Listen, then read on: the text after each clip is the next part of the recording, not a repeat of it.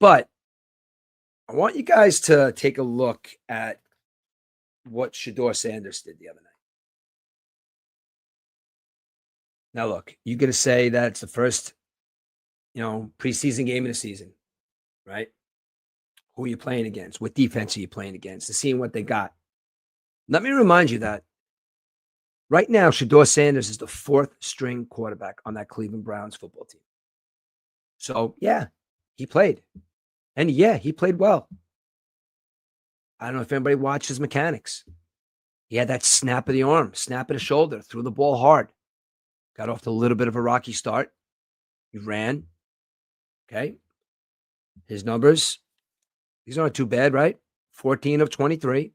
Completed 60% of his passes, 2 touchdowns, no interceptions. Had a 30-yard pass. Everybody's hating on Shedeur Sanders because he's got a pedigree with his father. Everybody's saying his father is going to get involved in his everyday life. He's going to be a pain in the ass.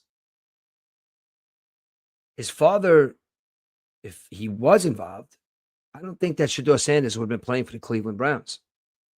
And watching the way the kid played on the football field, what was it, last night? Showed me that this is a kid that's here to prove something. He's already got the attitude. He's not scared of the media.